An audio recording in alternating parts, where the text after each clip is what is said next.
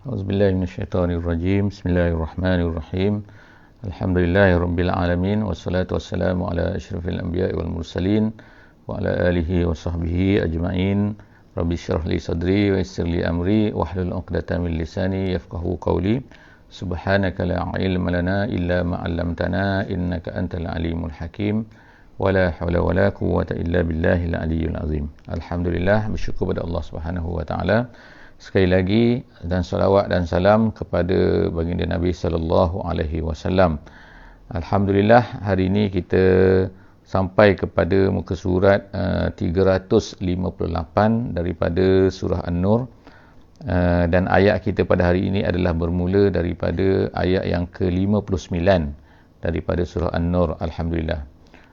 Untuk muka surat ini kita hanya ada 3 ayat saja pada hari ini, iaitu ayat yang pertama menceritakan tentang kanak-kanak yang telah sampai umur dan bagaimana ada adab untuk masuk ke dalam rumah atau masuk ke dalam bilik. Dan yang kedua ialah ayat yang berkaitan dengan perempuan-perempuan yang telah tua, perempuan-perempuan yang telah telah sampai kepada tahap di mana haid telah putus dan mereka tidak lagi menginginkan perkahwinan. Jadi apa hukum dia dalam masalah pakaian. Dan kemudian yang ketiga ialah ayat yang berkaitan dengan orang-orang yang sakit, dan juga ada adab juga untuk masuk ke dalam rumah dan juga makan makanan yang ada di dalam rumah. Jadi itu saja insya-Allah hari ini ayat-ayat yang akan kita bicarakan, yang akan kita baca daripada muka surat 358 surah An-Nur hari ini insya-Allah. A'udzubillahi minasyaitonirrajim. Bismillahirrahmanirrahim. Wa iza balagal atfalu minkum al-huluma falyasta'zinu kama sta'zana allazina min qablihim. Itulah ayat permulaan kita pada pagi ini, pada hari ini, iaitu ayat ini sebenarnya adalah sambungan daripada apa yang telah kita baca sebelum daripada ni. Apa yang kita baca sebelum daripada ni ialah kanak-kanak yang belum sampai umur ataupun yang masih lagi tidak mempunyai perasaan terhadap perempuan, yang tidak memahami aurat disebut situ, dan juga orang-orang yang menjadi hamba ataupun orang-orang yang sekarang ni menjadi khadam yang berada di dalam rumah dan mereka tu keluar masuk daripada rumah tu, keluar masuk di dalam bilik dan sebagainya. Jadi mereka itu mempunyai satu hukum yang tertentu. Tetapi apabila kanak-kanak tersebut, apabila ni cerita tentang kanak-kanak, bila mereka ni telah sampai kepada umur baligh, iaitu disebut kat sini idza balagha wa idza balagal atfalu minkum al-huluma. Al-huluma situ ialah artinya adalah mimpi, iaitu apabila kanak-kanak tu telah sampai umur mimpi, falyasta'zinu. Jadi mereka ni akan mengikut hukum kepada hukum asal, walaupun mereka tu adalah kanak-kanak yang berada di dalam rumah tu. Jadi mereka ini kembali kepada hukum asal. Apa di hukum asal? Iaitu mestilah meminta izin dan juga memberi salam. Tapi dalam ayat ni dia kata kamasta'zana. Jadi ista'zana, minta izin, tapi berlainan sikit daripada apa yang disebutkan sebelum daripada ni, iaitu isti'nas. Jadi istizan dan juga isti'nas ini ialah dua perkataan lah yang mempunyai sedikit kelainan. Istizan adalah minta izin, isti'nas adalah sebagaimana kita sebut dulu, iaitu mestilah izin dengan penuh perasaan. Jadi maknanya kalau yang kita sebut dulu, kalau seseorang tu nak minta izin masuk dalam rumah, dia bukan hanya sekadar minta izin, tapi dia mestilah meminta izin dengan perasaan yang sepenuhnya daripada tuan rumah tu. Maknanya kena pastikan tuan rumah tu memang betul-betul nak izinkan. Kalau hanya mulut saja izin tetapi hatinya nampak macam tak nak izin, itu makna kita belum dapat lagi isti'nas. Jadi sekarang ni istizan ni hanyalah izin saja, izin mulut. Maka kanak-kanak tersebut apabila mereka telah besar tu, mereka telah sampai umur, maka mereka samalah seperti dengan hukum orang yang lain tu, cuma minta izin. Kemudian kazalika yubayyinullahu lakum ayatihi. Jadi dalam ayat ni disebutkan sekali lagi, digunakan perkataan yubayyin, maknanya banyaknya sebagaimana kita sebut dalam sesi sebelum daripada ni, Jadi bagi siapa-siapa yang tu kita adalah jelaskan, iaitu tentang dalam ayat ni, dalam surah An-Nur ni banyak dia menyebutkan tentang bayinatin dan juga yubayyin, iaitu perkataan-perkataan yang menunjukkan kepada penjelasan, penceritaan, pencerahan, nak bagi tahu, nak bagi jelas. Jadi semua ni dikatakan oleh ulama maka ada kaitannya dengan perkataan surah An-Nur, perkataan nur iaitu cahaya. Kerana cahaya ni dia akan dapat pencerahan. Bila ada cahaya kita akan nampak, bila ada cahaya kita akan daripada tak jumpa jadi jumpa. Jadi begitulah ayat ni ada linknya, ada sedikit hubungannya, iaitu dengan cahaya dan juga yubayyin.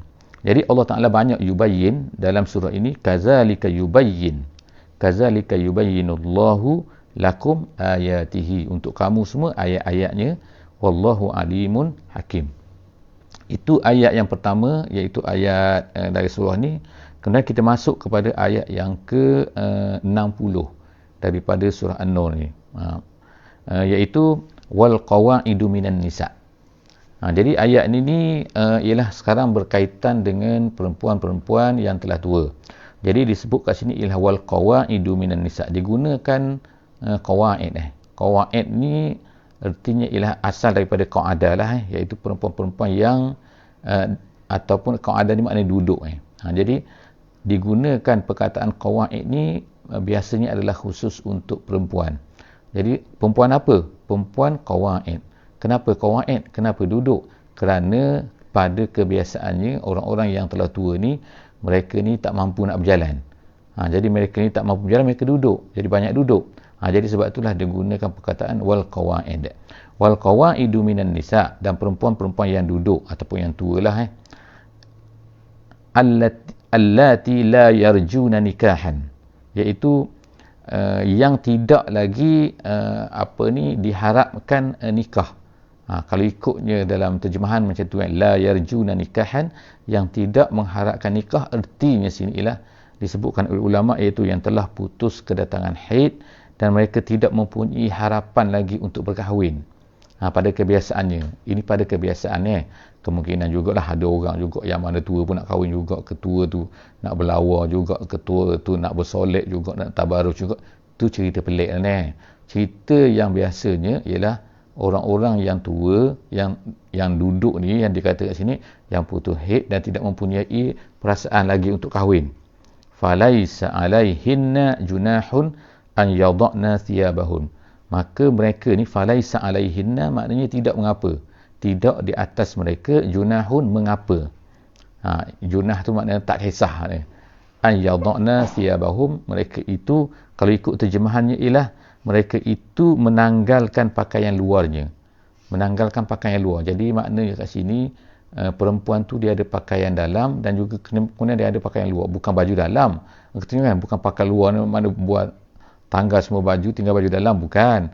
Maksudnya ialah pakaian dua lapis biasanya. Ini adalah pakaian Arab tu biasanya ialah dia akan pakai satu pakaian dalam yang biasa dipakai di rumah yang menutup, tetapi ada pakaian luar satu lagi tu yang warna hitam ke dan sebagainya, ikutlah warna apa kan, tapi ada pakaian luar yang akan menudung sedikit pakaian dalam tu, menudung sedikit yang pakaian yang dipakai pada kebiasaan di rumah tu.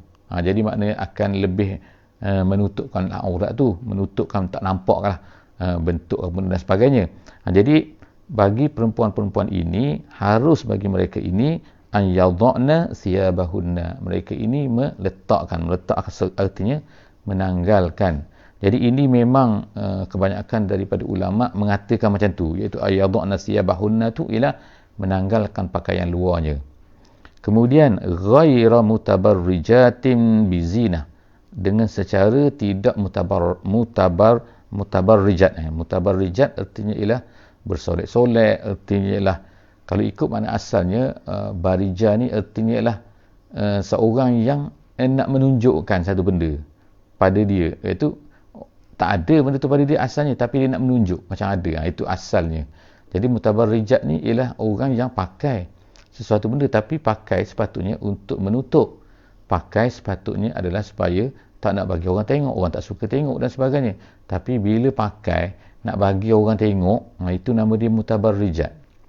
Jadi sebab itulah perempuan-perempuan ni dia boleh menanggalkan pakaian yang tadi tu, yang lapisan yang sebelah luar tu, tetapi dia tidak boleh dengan tujuan, ada tujuan situ mutabarrijat, ghaira mutabarrijatin bizina. Bukan maknanya tujuan dia tu nak tunjukkan dia ni ada perhiasan nak. Jadi apa maksud zina kat situ? Jadi ulama-ulama tafsir ada banyaklah sebutkan, ada yang kata kalung, ada yang kata gelang, ada yang kata macam-macam lah, loket dan sebagainya kan. Maknanya perhiasan yang saja dia nak tunjuk. Itu jadi tak boleh. Wa an yasta'fifna. Tapi Allah Ta'ala kata, kalaulah dia yasta'fifna tu ialah dalam terjemahan dia kata ialah menjaga kehormatan. Dia kata perbuatan mereka nak jaga kehormatan itu maknanya ialah dia tidak tanggalkan tadi tu. Itu adalah khairul lahunna, lebih baik bagi mereka. Kita tengok dalam Quran kan, kadang-kadang memang dia ada apa ni kan, dia ada Allah Ta'ala kata eloknya macam ni, tapi boleh macam ni, tapi kalau buat macam ni lagi bagus. Boleh buat macam ni, tapi kalau buat macam ni lagi bagus. Itu maknanya jadi ulama-ulama sebut kat situ bahawa itu adalah macam mana kasih sayang Allah Subhanahu Wa Ta'ala, macam mana Allah Ta'ala ni menggalakkan kita kata nak buat satu benda macam ni. Tapi kalau macam puasa juga hari tu kan, kita ada baca kan, khairul lahunna, khairul lahum, maknanya itulah lebih baik. Kalau buat macam ni itulah lebih baik. Jadi maknanya Allah ni dia tidak adalah maknanya kena buat macam ni, tapi tak kan, tapi Allah Ta'ala ada macam ni, kalau buat macam ni adalah lebih baik. Maknanya macam Allah Ta'ala ni macam bercakap dengan kita kan, Allah Ta'ala ni berkata sesuatu dengan kita, tapi kalau buat macam ni lebih baik. Jadi kita faham-faham sajalah kan maknanya kalau perempuan-perempuan kat sini sepatutnya dia faham lah kan, maknanya lebih baik. Tapi maksudnya tak kisah, ada benda yang mesti macam ni, tak boleh mesti macam ni juga itu dari segi hukum-hukum lah. Kemudian yang terakhirnya ialah ayat yang terakhir yang akan kita baca pada hari ini, iaitu ayat 61 dalam muka surat ni. Ayat ni agak panjang sikit. A'udzubillahi minasyaitonirrajim. Laisa 'alal a'ma harajun wala 'alal a'raji harajun wala 'alal maridi haraj wala 'ala anfusikum an ta'kulu min buyutikum au buyuti abaikum, dan seterusnya. Iaitu ayat ni dimulai dengan laisa 'alal a'ma harajun. Haraj ni ialah maknanya satu benda yang sempit, satu benda yang menyusahkan. Maknanya laisa, haraj tu jadi artinya ialah tidak mengapa, tidak menyusah, tak kisah maknanya. Jadi disebutkan dalam ayat ni ada beberapa perkara. Yang pertama sekali orang buta, a'ma. Yang kedua a'raj. A'raj ni orang tempang lah, kita kata yang dalam terjemahan. Kemudian wala 'alal marid, dan tidak juga mengapa ke atas orang sakit. Jadi kenapakah tiba-tiba disebutkan tiga jenis manusia ni? Orang buta, kemudian orang a'raj, dan kemudian orang sakit. Jadi ulama-ulama menyebutkan di sini bahawa pada zaman itu, pada zaman Nabi SAW ini, asalnya adalah orang-orang ni akan makan bersama-sama dengan orang lain. Jadi ada satu ayat telah turun kepada ayat turun yang menyebabkan orang-orang sahabat-sahabat Nabi ni tidak rasa tak sedap hati. Ayat apa? Ayat itu wala ta'kulu amwalakum bainakum bil batil. Janganlah kamu makan harta sesama kamu ni secara batil. Jadi ayat ni maksudnya jangan kamu makan harta sesama kamu ni secara batil, maknanya secara tak betul. Jadi ulama-ulama faham daripada sini, jangan kamu makan sebahagian daripada sebahagian harta kamu ni secara tak betul. Apakah dia harta tu? Makan harta tu. Makan harta maknanya, kalau kita fahamnya, maknanya kita ambil harta orang, kita rompak harta orang, kita curi harta orang. Itu cara tak betul, ataupun kita menipu orang dan sebagainya. Tapi ulama-ulama para sahabat ni, mereka ni sensitif. Sensitif macam mana? Sampai mereka rasa kalau mereka ni makan bersama dengan orang-orang yang tadi kan, yang kita sebut tadi tu, kita sebut yang ayat tu sebut tadi tu, iaitu apa? Orang buta, orang tempang, orang sakit. Ketiga-tiga golongan tu mereka ni Kalau makan, makna macam orang buta kata, dia tak tahu mana sedap, mana tak sedap, mana ayam, mana apa tak ayam, kalau dalam dulang lah katakan ataupun a'rash ni orang yang tempang tu bukan tempang kaki saja, bukan tempang tangan, jadi mungkin terketar-ketar nak ambil. Lepas tu orang marid mana dia tak sekuat dengan orang-orang yang tak marid, orang tak sakit jadi oleh kerana itulah maka tiga jenis kelompok ini, jadi mereka ni kalau makan, mereka ni makan lambat, tak kenal, tak tahu kan, ambil mana satu kan. Jadi bila sahabat-sahabat ni yang makan sekali dengan mereka ni, sahabat-sahabat ni bila turun ayat tadi tu, jangan kamu makan sebahagian harta kamu ni secara batil, mereka tak sedar hati iaitu kalau makan bersama dengan orang tadi tu, nanti mereka akan termakan lah hak-hak orang tadi tu kan. Jadi kalau ikutlah kita katakan makan 6 orang satu dulang, jadi kalau ikutnya ayam tu dapat 1/6 katakan daripada ayam, nasi 1/6, lauk 1/6. Jadi tapi kalau orang nampak orang sihat ni, dia sedap lah kan, dia makan dia ambil kan. Tapi kalau orang buta mana nampak. Jadi mereka ni jadi makan tak sedar hati, tak sedar hati, nanti takut mereka ni termakan hak daripada orang buta tadi tu, ataupun orang yang tak kuat tadi tu kan, orang a'rash tadi tu kan, orang cacat tadi tu, dan juga orang sakit. Jadi sebab itulah mereka jadi dia kata mereka rasa harash untuk makan bersama-sama dengan orang tu. Jadi kalau ada orang buta ke, ada orang cacat ke, mereka tak nak makan bersama tu kan. Sebab takut macam ni lah, takut ayat tadi tu. Jadi dikatakan itulah di antara sebab turunnya ayat ini. Itu satu pendapat lah di kalangan ahli tafsir. Ada satu lagi pendapat ahli tafsir ialah dikatakan ayat ini turun kepada dalam isu jihad sebab orang-orang yang buta rasa sedih lah. Sebab apa? Bila ayat jihad ni turun, mereka tak boleh nak pergi berjihad, buta kan. Kemudian tu orang a'rash, orang cacat, kemudian tu orang marid, orang sakit. Jadi lalu ayat ini diturunkan untuk memberi kelonggaran kepada mereka ni bahawa mereka ni tidak mengapa kalau tidak pergi berjihad kerana sakitnya mereka tu, kerana kecacatan yang ada pada mereka, kerana kelemahan yang ada pada mereka. Kita panggil OKU lah sekarang ni kan, ataupun OKU ataupun orang yang duduk hospital tu kan, almari tu kan. Jadi kemudian wala ala anfusikum an ta'kulu min buyutikum. Jadi sekarang ni cerita pasal makan. Jadi ulama-ulama yang mengatakan tadi tu bahawa sebenarnya orang buta, orang gini-gini tadi tu berkaitan dengan makan, sebab dia kaitkan dengan selepas daripada tu cerita pasal makan. Tapi semua pendapat itu ialah adalah yang kita insya-Allah boleh guna, sebab pendapat itu adalah pendapat yang sahih yang insya-Allah boleh guna. Kemudian jadi selepas daripada itu ialah kebenaran untuk memakan. Sebab pada masa dulu sebab ketika ayat ni turun dan sebagainya, sebenarnya ayat ni walaupun ada sebab nuzulnya macam ni, tetapi maknanya bukan kita hanya boleh pakai pada sebab tu nuzul tu saja. Dia boleh pakai dengan maknanya yang umum. Kalau makna tu umum, maka kita boleh pakailah ayat tu dalam keadaan sekarang pun. Jadi kes yang berlaku ataupun suasana yang berlaku ialah dulu kalau seseorang itu dia pergi cari di rumah dia, yang pergi cari makanan di rumah dia kan, dia balik rumah dia tak ada makanan, biasa dia akan pergilah pula ke rumah saudara mara dia pergi rumah ayah dia pergi rumah, inilah disebut-sebut sekarang kan, saudara-saudara dia, adik-beradik dia dan sebagainya. Jadi mereka akan pergi cari makanan. Jadi asalnya mereka rasa bahawa tak boleh lah, yang sebab ada ayat tadi kan, kena minta izin, kena semua sekali kan.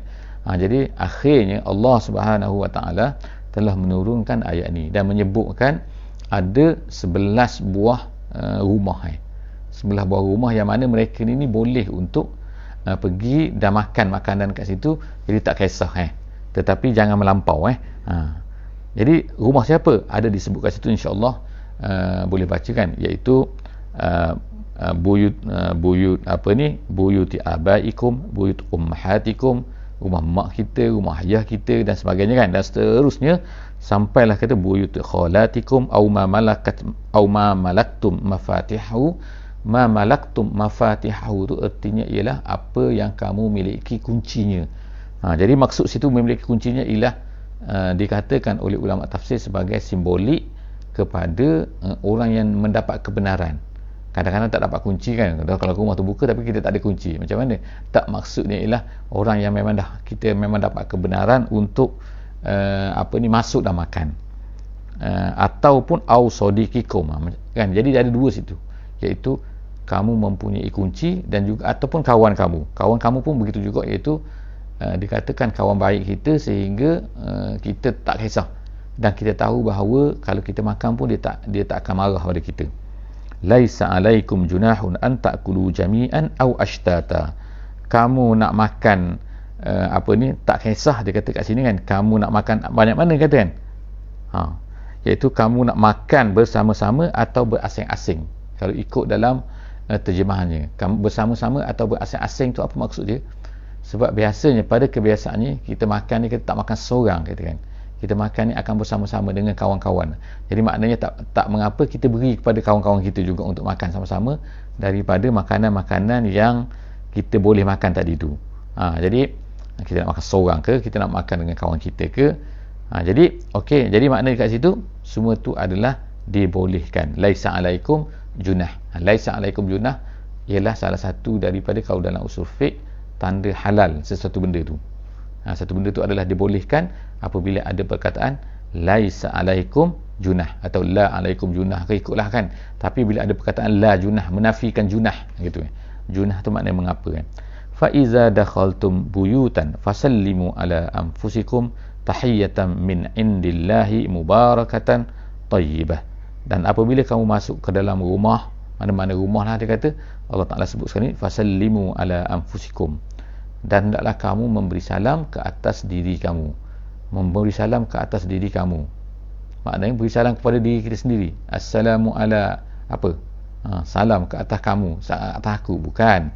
Maksud kat sini, jadi ulama tafsir sebut ialah fasallimu ala anfusikum, memberi salam ke atas diri kamu. Maksud diri kamu situ ialah saudara-saudara kamu, orang-orang yang ada dalam rumah tu. Kenapa disebutkan diri kamu? Kerana mereka ni sangat baik dengan kita, sehingga mereka semua ni seolah-olah menjadi sebahagian daripada kita. Jadi seolah-olahnya kita memberi salam pada mereka tu, orang yang baik dengan kita tu, saudara kamu, mak kamu, ayah kamu tu kan. Jadi seolah-olahnya kita memberi salam kepada macam diri kita sendiri, gitu kan. Jadi anfus kat situ ialah dia nak kaitkanlah dengan apa ni yang sama seperti kita sebut sebelum daripada ni, iaitu hadis kan, la yu'minu ahadukum hatta yuhibba li akhihi ma yuhibbu li nafsihi tu. Kemudian tahiyyatan min indillah mubarakatan tayyibatan. Jadi salam ni adalah satu penghormatan yang disebut sini adalah yang diberkati, yang baik. Kazalika yubayyinullahu lakumul ayat, dan begitulah Allah Ta'ala menjelaskan. Jadi kita tengok sekali lagi ada perkataan sini yubayyin. Jadi banyak kali yubayyin ni kan. Allah Ta'ala yubayyin, begitulah Allah Ta'ala menjelaskan, yubayyin kepada kamu al-ayat, tanda-tanda ataupun ayat-ayat, la'allakum ta'qilun, supaya kamu faham. Jadi alhamdulillah kita telah sampai ke hujung muka surat 358 pada hari ini, dan insya-Allah harapnya kita akan dapat berjumpa lagi dalam sesi seterusnya pada muka surat 359 insya-Allah. Setakat itu saja aku qauli hadza wa astaghfirullahal azim li wa lakum. Wassalamualaikum warahmatullahi wabarakatuh. Subhanakallahumma wa bihamdik, nashhadu an la ilaha illa anta, nastaghfiruka wa natubu ilaik. Bismillahirrahmanirrahim. Wal 'asri innal insana lafi khusr illa allazina amanu wa 'amilus solihat wa tawasaw bil haqq wa tawasaw bis sabr.